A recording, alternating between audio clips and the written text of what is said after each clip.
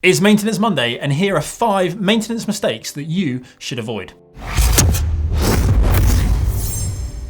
You see, riding a bike is great fun, and it brings loads of satisfaction, loads of enjoyment, and a whole heap more superlatives. But along with cycling comes maintenance, and many of us have definitely made a few mistakes over the years. Here are some that you need to avoid. Torque settings have never been as critical as now. Too little and it's dangerous. Too much and it's also dangerous. Many parts have a torque rating that you need to take great care of, as over-tightening can lead to either failure through crushing of a component or possibly generating a hairline crack, which will also fail over time. And on the opposite end of the scale, if something's too loose, it could equally be as dangerous, as something could just fall from your bike as it rattles loose and works its way off. Cross-threading bolts is something that many people have fallen victim to, because it could seem normal that when you start trying to tighten a bolt that it's going to be that little bit difficult to get it going. But if it does continue to be difficult to turn, then you should stop immediately. It could be firstly that you're cross-threading the bolt, or the bolt has a poor starting thread. It may need a little bit of a cleanup. Or maybe the female thread is already stripped out. It's always worth inspecting all of these before you even start trying to attach 2 items together. Another thing, which may sometimes make you think you're cross-threading a bolt, is nylon inserts on nuts or female threads. I mean, it's quite rare that you're going to confuse that for cross-threading. What's more likely is also that it's thread locker, you know, like the blue Loctite stuff that you put on a bolt to stop it working loose. That can kind of give the impression of a really tight, stripped thread as you're starting to tighten it up, because it's actually just cutting into that compound, which is going to help hold it in place.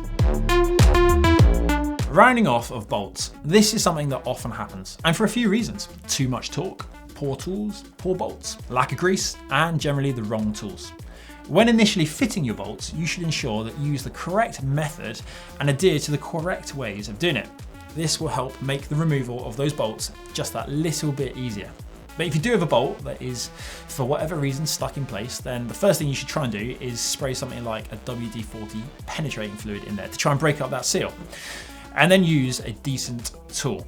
Don't simply chance it by using cheap tools. They won't be manufactured to such fine tolerances, and the chances are the metals will be that little bit softer, meaning you're more likely to round off either the bolt or, just as bad, is the tool you're using. If you are using a torque wrench, it's very unlikely that you're going to round off a bolt, and that's because you'll be applying the correct torque to it in the first place.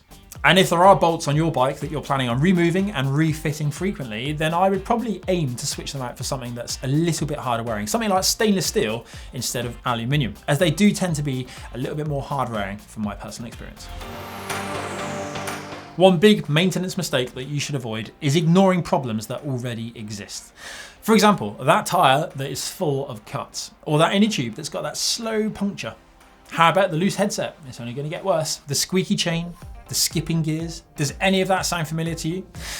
Well, all of these problems are not going to fix themselves. So when you have a problem, you should aim to get it sorted as soon as possible, because failing to do so will more than likely give you more issues, literally down the road. The skipping gears can quite easily skip at the moment you're just out of the saddle and land you awkwardly on the top tube or the stem. That's not going to be very nice, is it? Punctures, say no more. It's going to leave you sat on the side of the road, cursing the fact that you should have patched it up long ago. Maybe you have adhered to the advice about using the correct torque, not cross-threading, and not ignoring problems. But what then if the parts were fitted incorrectly in the first place? I once remember looking at someone's bike who had not fitted the cassette sprockets in their intended order, switching around the 13 and the 14 tooth. So 15, 13, 14. Doesn't make a lot of sense. Then there was also a front plate of a 4-bolt stem that I saw, where the user had fully tightened the upper bolts up and the metal plates were touching each other, whilst the lower threads were barely even clinging on. That's just a recipe for disaster and your bars falling out of the stem. What do we recommend doing? Following manufacturer's guidelines at all times, making sure that your bike is up to operating standards as it was intended to leave the factory. This will keep you safe on the road, regularly checking your bike, meaning you won't be spending too much time sat alongside the road with any problems. Do let us know what maintenance mistakes you've been guilty of making down in the comments below. If you enjoyed this video, give it a thumbs up and subscribe to the channel if you haven't already done so.